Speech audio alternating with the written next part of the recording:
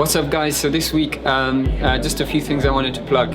It's a shameless plug that I'm putting in for Coventry Elim's EP. So if you go, we're going to put in a link for Spotify and Apple Music for the EP for Coventry Elim. There's a great album there, there's great songs that we've been doing that have come out of the church, and so if you want to have a listen, please do have a listen and share with friends.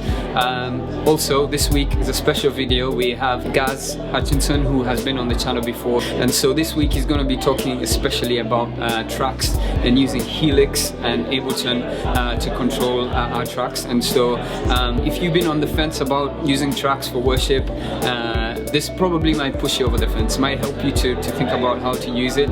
He's given us 3 tips to talk about how to do that, and I hope this will be something really helpful. Also, if you want to comment on this video, please drop any comments on if this is helpful for you. If you have any questions, please drop them down in the comments section, and we'll try and get back to you. If this is really helpful, give us a thumbs up.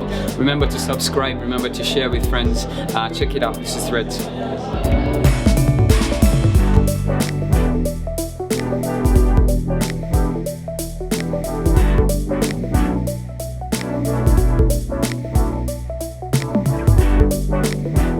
Hey guys, so yeah, this is just a really quick video just showing you 3 tips on how to use like the Helix or another MIDI controller to help get better transitions when you're using tracks in worship. Probably like one of the #1 hesitations people have with running tracks is that they may be bound to the structure or not be able to be flexible in worship. And I guess like I've found that using something like the Helix with Ableton can really help you to overcome some of those hindrances, so that you can kind of get the best of both worlds. You can have the production value of big tracks on some of the big songs, but also still keep the flexibility of messing with the structure, of doing kind of going where you want to go with the song without feeling bound to a certain thing. So yeah, 3 really quick tips for you. So first tip that I've found really helpful is for every song, or nearly every song, I'll put a click before the track. So if you want to start the song just in, say, the bridge, not at the beginning, you can just drop the click in and you can start singing. As long as you're to tempo, then you can bring in the track at a later point. The way that I do this, I usually trim the tracks so that they don't have a big intro, so they can just go straight in, and that way I know that we're fine. So I've got Yes and Amen loaded up, so if we've just come out of a song and I trigger the click off, maybe I just want to go into the bridge, and I will rest in your promises, my confidence is your faithfulness. And we maybe just loop this a few times, and then on the Helix I've got the track all ready to go, and because we're to tempo, it's easy to just drop into the intro.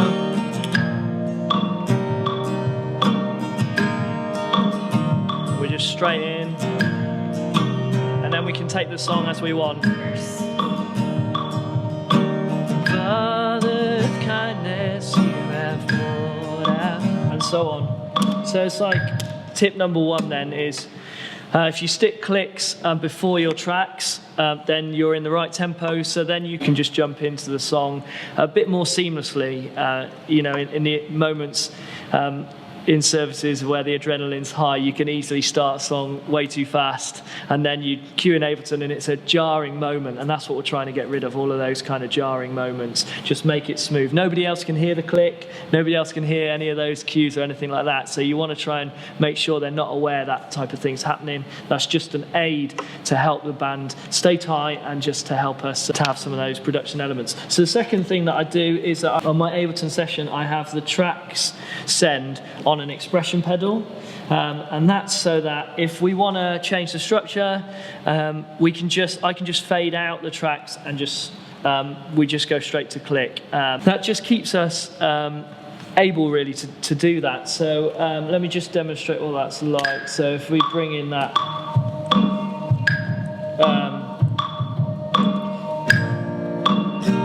that Yes and Amen section.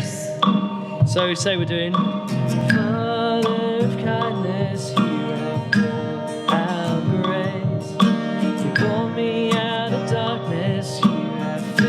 So we want to do that line again. Father of kindness, you have. We can just fade out, or if we want to go to the chorus and loop the chorus twice, we can just fade it out. It stops again those sort of jar moments where you suddenly just stop a track and everybody knows something's happened. So yeah, having the tracks tied to an expression pedal is really useful, just to help you keep that element of flexibility when using tracks in worship. So the final tip that I have for you today with Ableton and Helix is that one of the ways we use it is to kind of orchestrate builds into choruses. So if I demonstrate what I mean, we might often finish a song, let's say "Oh Praise the Name," and there's a bit more life in the song, but you feel like you need to bring some freshness as well. So the congregation might start singing out. You might want the band to build, but they're not really sure where they're going, it could be a moment, but you have to kind of conduct it right in order for it to go. And so one of the ways we found really helpful is to have a number of set plays sort of pre-programmed into Ableton, which will build over a certain amount of bars. Can be whatever you like, really. I've set these up to be like an 8-bar build into a chorus of, in this instance, Behold, which is roughly the same tempo, but we've used it for What a Beautiful Name, or like Worthy of It All, loads of different songs. You can choose whatever song you like, really. And I set a build with the count talking the band through that build, which you'll hear in a minute, and then leading us into a chorus. And so we can use that at any point. So let's just say we've come out of "Oh Praise the Name." Oh Lord, oh Lord, our God. Oh Lord, oh Lord, our God. And then we're just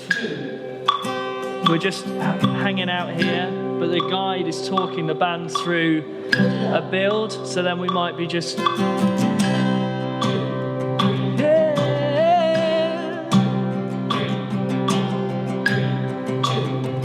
then we're heading to the chorus. Then sings my soul, then sings my soul.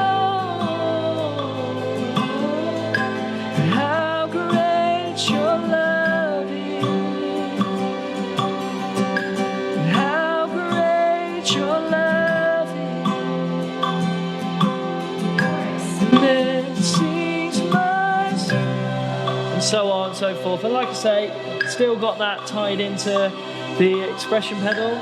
So if we want to just fade it out and we want to do something that we can do it nice and easy without anybody really noticing, and then you can stop the click after, and it stops that hard stop. So yeah, 3 tips for you today. Just using clicks before your tracks, just to make sure you're at the right tempo so it's a more seamless transition, and then chop your tracks so that it goes straight into the part you want to be, whether that's the intro or maybe straight into verse 1. Tip 1. Tip 2, put your tracks on an expression pedal so you can easily fade them out. You can put the guide on the same expression pedal so it just fades out and it just keeps going with the click, so that you can go and change the structure on the fly without there being an awkward stop. And the third thing is using Ableton, having a few set plays ready to go for builds into choruses or bridges of other songs that you like to use. And those are what I got for you today.